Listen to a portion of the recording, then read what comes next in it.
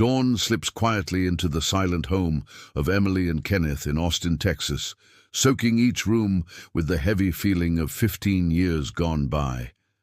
As they fill cardboard boxes with old photo frames, children's artwork, and faded letters, every item in their hands seems to pull them back through time. The pain of losing their daughter, Madison, who vanished suddenly at the South by Southwest Festival, lingers in the way they move through their memories. Even now, as the sunlight climbs up the living room walls, the house is thick with grief and a longing that never really faded. Upstairs, dust hangs in the air as they push open the creaky attic door. The smell up here is a mix of wood, old books, and something sweet from a forgotten winter. Emily's hand rests on a box labeled Maddie's Things, and right beside it stands Madison's practice cello, its wood dull under the dust but unmistakable. The cello seems to fill the space between them, a reminder of family concerts in the living room and regular lessons in the small, spare bedroom. With one touch, Emily feels the familiar swell of emotion, a quiet nostalgia for happy days, a rush of guilt for their toughest mistakes, and a dim, persistent hope that maybe, just maybe, some answer still waits for them somewhere. As Kenneth moves to wrap up the cello in an old blanket for the movers, he hears an odd rattle coming from inside the instrument. He tilts it gently, then taps the wood, hesitating for a second. Part of him is afraid of messing with something that feels almost sacred, but the sound nags at him, and his curiosity wins out. With careful hands, he loosens the strings and peeks. Inside the dark, hollow body of the cello, for a moment nothing happens. Then, with a little shake, 3 envelopes slip out, landing softly on the attic floor. Each envelope is faded but still sealed, and all 3 have Madison's name written on them in her unmistakable writing. The sight freezes both Kenneth and Emily in place. For a few seconds, all they can do is stare, not sure if they are ready for what might be inside. Their hands tremble as they pick up the envelopes, hearts racing with a mix of nervousness and hope. After so many years of unanswered questions, they can feel something changing. These letters, whatever their contents, might finally bridge the gap between what they know and what they have tried for so long to understand about Madison's disappearance. Emily slowly opens the first envelope, her fingers brushing across the worn paper. As she unfolds the letter, she and Kenneth begin to read together, their eyes darting over words that spill out with a kind of desperate honesty. The writing is clearly Madison's, but it is unlike anything they have ever seen from her before, full of longing, vivid memories, and hopes for secret meetings. The letters are clearly love notes, each sentence carefully chosen, signed not by a name but by a small drawing, a heart woven with a rose. The symbol is simple, but it carries a weight of meaning that neither parent fully understands. They read one letter, then move to the next envelope, each one offering more clues but no answers about who this other person might have been. As the details of a secret romance unfold, Emily and Kenneth glance at each other, unsure how to process this new side of their daughter. They had always trusted Madison, believing she shared everything important with them. Now there is a sense of fear mixed in with surprise. They wonder if this hidden relationship played any role in what happened 15 years ago. The old questions about how much freedom to give and how much to worry rush back, as if no time has passed at all. Emily, barely able to sit still after reading the letters, feels a rush of urgency. She grabs her phone and calls Detective Mark Harris, the man who handled Madison's disappearance all those years ago. She tries to stay calm as she explains about the hidden envelopes and the love story that nobody in the world seemed to know. Maybe this is the lead they have been waiting for, the clue that could help put the pieces together after so many years of confusion. But when Detective Harris finally calls back, his voice is tired and distant. He listens for a bit, then shrugs. off the letters, saying kids have secrets, and these are probably nothing more than the dreams of a high school crush. He suggests Emily let it go, and before she can push back, he is already moving on to his next call. Emily stares at her phone, in disbelief. Disappointment twists in her stomach, but underneath it, something tougher starts to grow. If the police will not look beyond old files and easy explanations, she will have to do it herself. She pulls on her jacket and stuffs the letters in her purse. For the first time in a long while, her grief is mixed with determination. Emily is no longer willing to let another clue slip away just because the world lost interest in her daughter's story. Emily starts her car, her mind racing with frustration and hope, and drives toward the police station. But halfway there, a sudden thought strikes her. Maybe she should check out the Austin School of Performing Arts first, the place where Madison spent so many afternoons lost in music. She makes a quick turn and heads downtown, feeling almost comforted by the familiar streets. When she arrives, she barely recognizes the building now. The walls have been repainted, and there are new glass doors, but as she steps inside, memories of Madison practicing cello, laughing off-note during rehearsals, come rushing back. She glances around, searching for something, anything, that still connects to those years. Noticing the schedule on the wall, she asks at the desk for Mr. Thomas Bryant, the old cello instructor who had guided Madison through every performance and mistake. Emily waits in the lobby, her hands fidgeting with the letters in her purse, telling herself that anything he remembers could be valuable. An overlooked friend, a secret admirer, maybe even a name that matches the symbol from the letters. As she sits surrounded by music she once knew so well, her anxiety grows. Each minute makes her wonder if it is really possible to pull new truths from so much time gone by. After a while, Mr. Thomas Bryant appears in the hallway. He's older now, hair a little thinner, and clothes more formal than Emily remembers, but he still carries himself with that calm presence. His polite smile feels genuine at first. He shakes Emily's hand and leads her into a small, sunlit office lined with framed concert posters. They sit across from each other, and Emily wastes no time. She asks about Madison, if he recalls her friends, anyone she might have spent extra time with, or if he'd ever seen Madison acting secretive around the school. Mr. Bryant leans back and frowns as though searching his memory, but his answers stay vague. He says Madison was a talented, focused student, but he cannot remember any special friendships or boyfriends, nothing unusual that stands out. When Emily carefully slides one of the love letters across the desk, he examines the handwriting for a moment. Instead of recognition, Emily senses a shift. He avoids her eyes and quickly returns the envelope, saying he wishes he could help. But nothing about the letter seems familiar. Without warning, Mr. Bryant checks his watch and mutters about a lesson he cannot miss. He stands and ushers Emily out, promising to call if he remembers anything. Walking down the hallway, doubt creeps in. The man she once admired now feels like someone hiding something, his evasive answers settling into the back of her mind and making her wonder if the truth is still out there, closer than she ever guessed. Emily steps back into the school's main lobby, feeling uneasy after her talk with Mr. Bryant.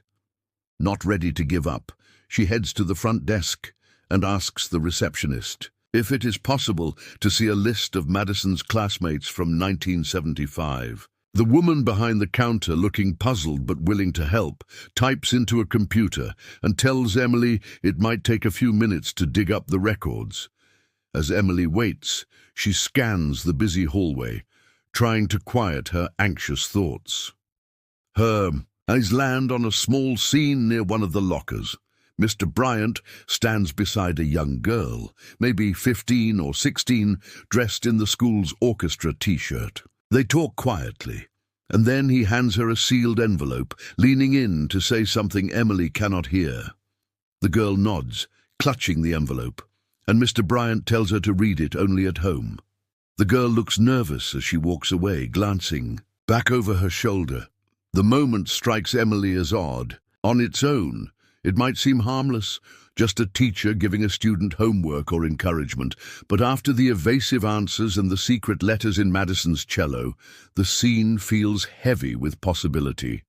Emily cannot shake the sense that she is watching something ordinary on the surface, but possibly tied to deeper secrets. The lines between the past and present start to blur, and a question forms in her mind about what really went on behind the closed doors of this music school. Emily finally receives a printout listing Madison's classmates from the receptionist, and heads outside, feeling both hopeful and on edge after what she just witnessed. As she steps into the parking lot, the girl she saw earlier comes out, followed closely by her father. He looks angry, gripping the envelope she had tucked under her arm. Without a word, he tears it open, gives the contents a quick, grim look, and tosses the whole thing into a nearby trash bin. The girl seems crushed, her shoulders sinking as her father storms off toward their car, leaving her standing alone and silent. Emily's heart aches at the familiar sight of tension and misunderstanding between parent and child, but something nags at her gut. As soon as the girl is gone, Emily walks over to the trash bin, feeling a bit silly, but driven by the same urgency that's followed her ever since she opened those letters. She fishes out the envelope, checking whether it might be connected to her daughter's case. Opening it up, she finds it is just a standard school report, nothing out of the ordinary at first glance. Then, at the bottom of the page, one small detail jumps out.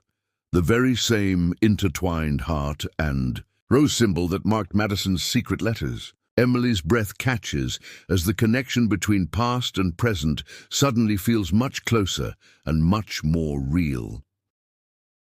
Emily stares at the symbol on the report, her hands shaking a little as she runs her finger over the small heart and rose printed. At the bottom, it is unmistakable, perfectly matching the one Madison's secret admirer had used decades ago.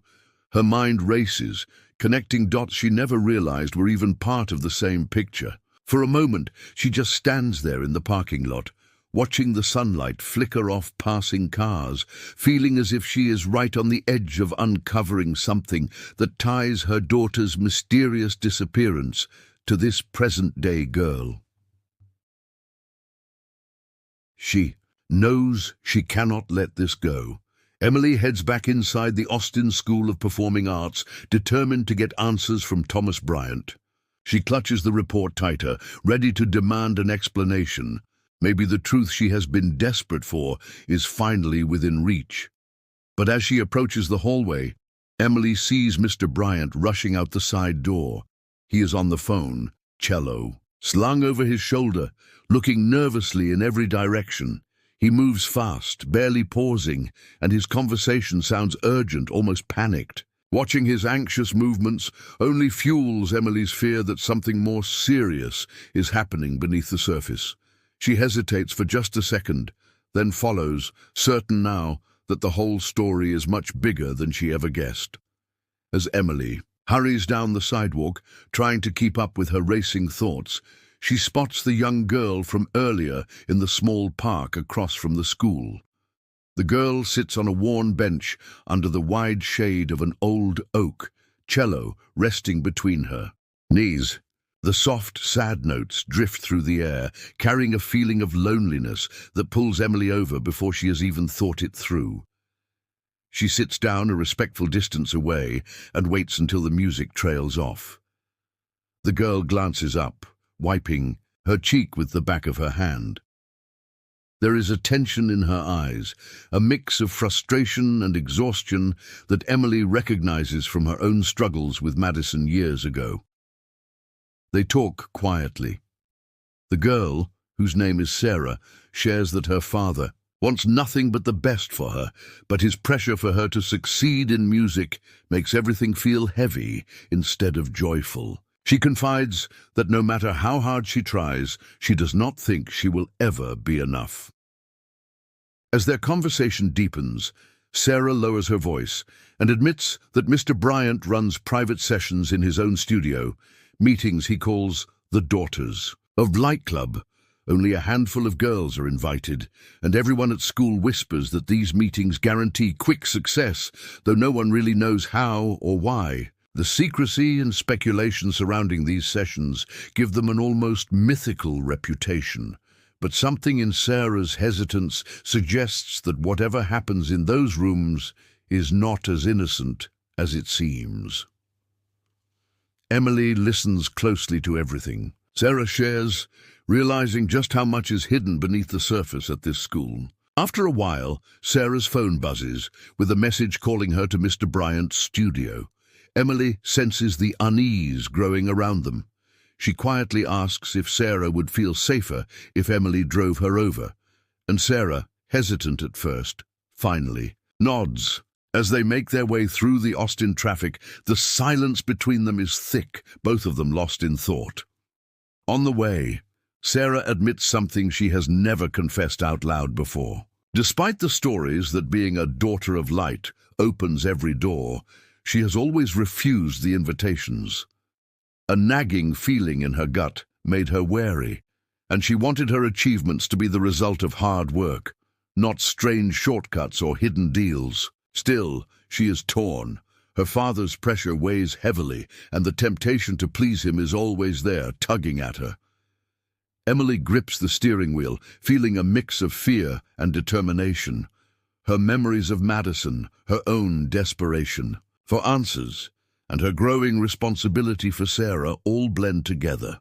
She knows that by going to the studio, she is walking into something risky, yet her instinct to protect Sarah, so similar to how she once tried to protect Madison, pushes her forward. When Emily and Sarah pull up to the big old house on the outskirts of Austin, the feeling of unease only grows stronger. The place sits away from the main road, surrounded by tall oaks that block out most of the evening sun. Sarah glances at Emily, searching her face for reassurance, and Emily gives her a small nod, trying to keep her own worries hidden. At the door, a housekeeper greets them with a polite but distant smile, leading them through a quiet entry hall lined with dusty portraits.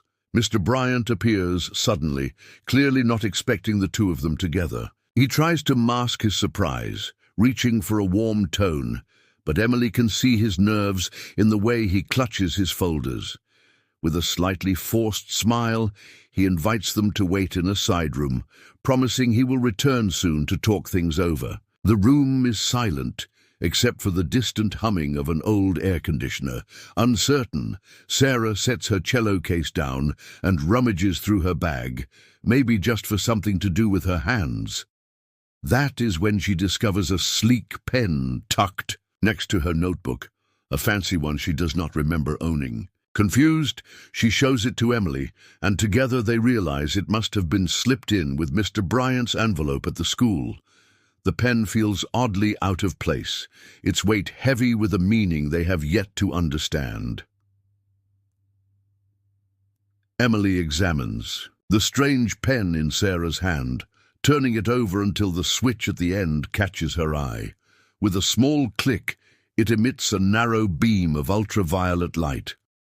Curiosity overcomes her worry for a second, and she remembers the odd feeling she had about Sarah's school report. She flips the paper over and slowly runs the soft violet light across its back. As the beam passes over the blank page, faint letters begin to appear, just like invisible ink from a detective story. Both Emily and Sarah freeze, staring as a message reveals itself in swirling handwriting. The words are suffocatingly familiar, full of praise and longing. At the bottom, the exact heart and twisted rose symbol from Madison's secret letters is sketched by hand. The world seems to tip for Emily. It is all the same, the patterns, the obsession, the false affection threaded through careful words. She sees now that whatever happened to Madison years ago is trying to repeat itself, only this time aimed at Sarah. Fear crushes her chest, but there is no time left for hesitation. Both of them understand, without speaking, that this is dangerous. Emily grabs her phone. They have to get out to find help, and to stop Mr. Bryant before he does to Sarah what he might have done to Madison. Trying to keep her hands from shaking, Emily comes up with a quick excuse about needing some fresh air and stands up from the stiff waiting room chair. She flashes Sarah a look meant to reassure her, though neither of them feels any comfort. Sarah's eyes are wide, her grip tight on her cello case.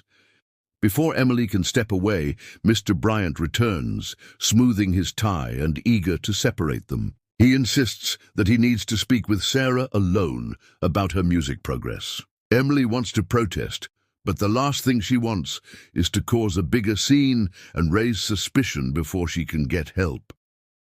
She steps outside, her heart thudding and thoughts flying in all directions. As she tries to steady herself, something catches her eye through the open garage door. Propped on a stand, nearly hidden behind some old chairs and discarded boxes, is a beautiful cello. A cello she recognizes without question. It is not just any instrument. She remembers its custom tuning pegs and the small sticker Madison had once pressed to the back. Her pulse speeds up as the pieces snap together in her mind. There is no longer any doubt. The past and present have collided in the most real way. Emily knows she cannot wait another second.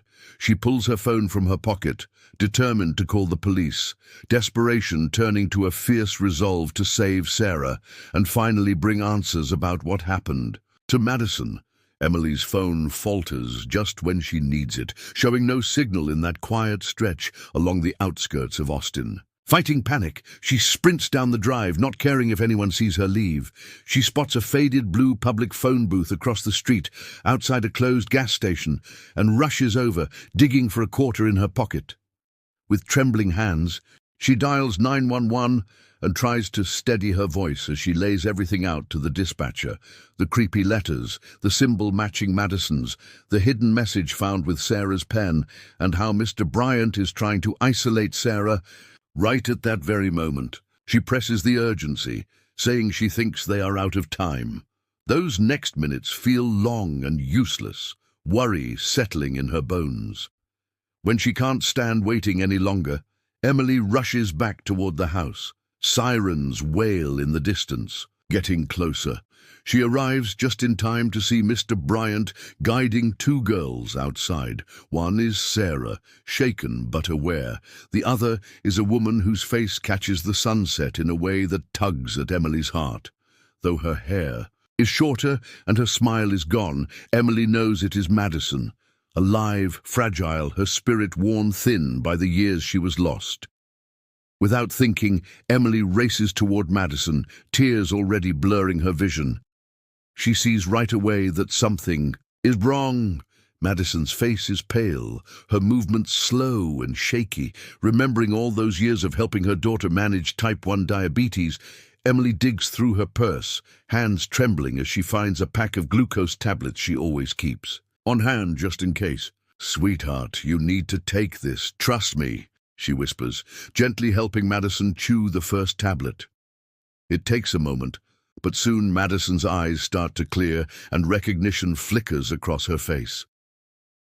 It is only when Madison really looks at Emily, at the familiar blue dress Emily always wore on days she needed courage, that she gasps softly, as if a piece of her old life suddenly returns. Both of them collapse into each other's arms, crying and laughing at the same time, barely speaking, their words caught in a knot of shock and relief.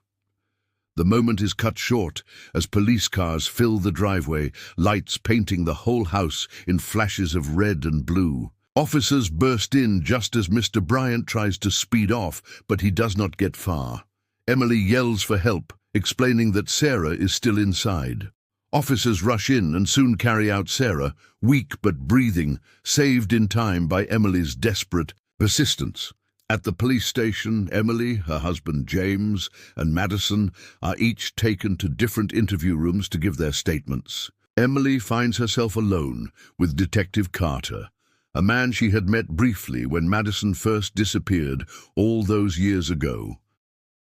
Now, instead of distracted or dismissive, he is focused, his notebook open as he listens to her carefully. Emily does. her best to sort everything out. How the strange letters came back, what she found with the ultraviolet pen, and how she figured out Mr. Bryant's twisted plan.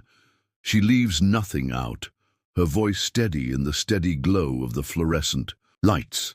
While the officer takes Emily's statement, more information starts to come in. The police let Madison rest in a quiet room with a cup of tea, finally safe, while an officer sits nearby. James paces anxiously, giving the facts as he experienced them, always asking when he will get to see his daughter again. Detective Carter returns after an hour and gently tells them what they have learned so far. Mr. Bryant admitted to keeping Madison in isolation all these years by convincing everyone she was a troubled orphan with no family. The housekeeper, it turns out, had truly believed she was only helping an abandoned girl and never guessed Madison's true identity. Over the next few hours, detectives dig deeper into Mr. Bryant's motives. Through his confession and conversations with police, a disturbing story comes out. Years earlier, Mr. Bryant had lost his wife and children in a highway accident just outside Dallas. Unable to cope with his grief, he started to search for students who reminded him of his lost daughters, especially those who played music. His obsession got twisted, turning into a need to control and manipulate these girls. Madison, tragically, was the only one he kept captive for years, shutting her away from the world and slowly convincing everyone she was someone else entirely. Other students, including Sarah, had felt his pressure too. Private lessons that grew strange, messages filled with confusing praise, little gifts meant to confuse or isolate them. But no one else had suffered as much as Madison. The police realized this problem might reach further than anyone thought. They begin a full investigation into Bryant's so-called Daughters of Light Club, looking for more former students who attended those secret lessons at his home. They want to make sure every girl is safe now and that the cycle of silence and intimidation ends here for good.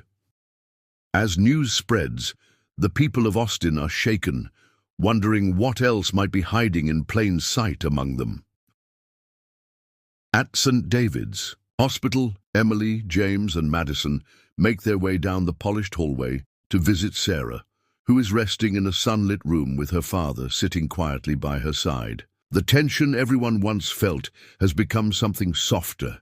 There is a sense of relief, but also the awkwardness of facing mistakes now out in the open.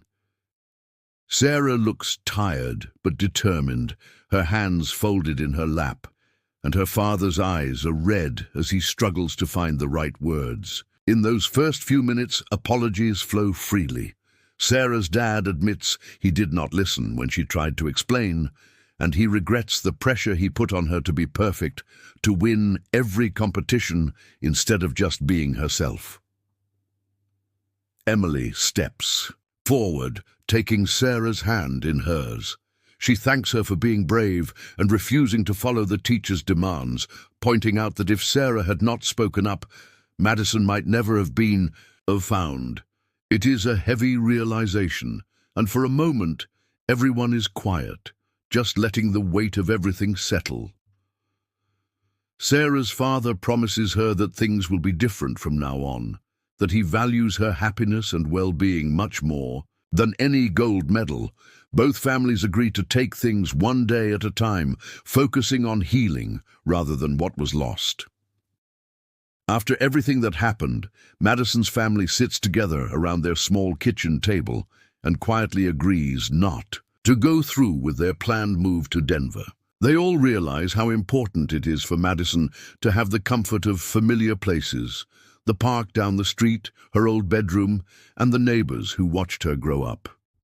James gives her a gentle hug, saying they can face the slow path ahead. As a family, without rushing or hiding, Emily finds Madison's cello leaning in the corner of the living room, coated in a light layer of dust, and brings it to her with a soft smile. What once reminded Madison of fear and confinement now slowly feels different.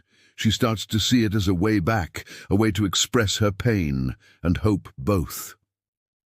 In the following afternoons, Madison and Sarah, now friends bonded by what they have, survived, spend time in the backyard, talking about music and what it means to them now. They promise each other that when they are ready, they will play together, not because anyone expects them to, but because they want to define music in their own terms, as an act of freedom and healing.